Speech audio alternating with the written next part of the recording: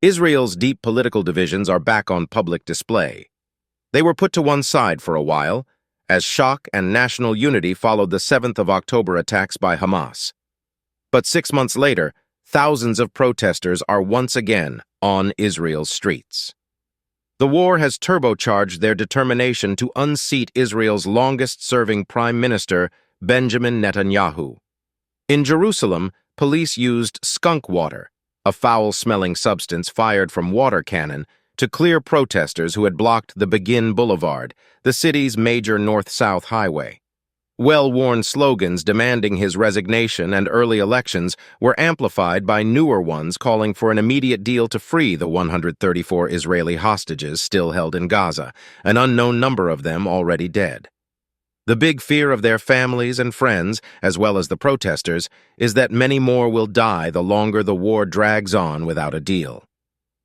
On Sunday evening, as thousands packed the broad avenues around the Israeli parliament, Katia Amorza, who has a son serving in the Israeli army in Gaza, put down her megaphone for a moment. "Since 8 this morning I'm here, and now I'm telling Netanyahu that I would be glad to pay one-way ticket, first class, for him to go out and not come back anymore. And I'm telling him also to take with him all those people that they put in the government that he chose one by one, the worst that we have in our society." A rabbi crossed the road past Katia and her megaphone. It was Yehuda Glick, who campaigns for Jewish prayer in the area Israelis call the Temple Mount, the site in Jerusalem of Islam's third holiest mosque, Al-Aqsa. Rabbi Glick said the protesters have forgotten that their real enemy is Hamas, not Prime Minister Netanyahu. "I think he's very popular, and that's what aggravates these people. I think these people are not willing to forgive the fact that for so long they've been demonstrating against him and he's still in power. And I'm calling upon them to demonstrate, to come and demonstrate, speak loud and clear what they feel, but to be careful not to cross the very thin line between democracy and anarchy." The protesters, and Mr. Netanyahu's critics in countries that otherwise support Israel, believe the enemies of democracy are already in his government, a coalition that depends on the support of ultra-nationalist Jewish parties. Among them is the religious Zionism party, led by the finance minister Bezalel Smotrich. One of its MPs, Ohad Tal, said it was naive to believe anything other than more military pressure on Hamas would free the hostages. "You don't think Hamas will bring back so easily the hostages in a deal, release everybody, and then will allow us to kill all the terrorists that we would release in such a deal? It's not as simple. If there was a button that you can press and bring back all the hostages and make everything okay, every Israeli would press this button. But it's not as easy as you may think." Benjamin Netanyahu used to say he was the only one who could keep his country safe. Many Israelis believed him. He said that he could manage the Palestinians, settle Jews on the occupied land they want for a state, without offering the concessions and making the sacrifices necessary for a peace deal. All that changed on the 7th of October last year when Hamas stormed through the border wire.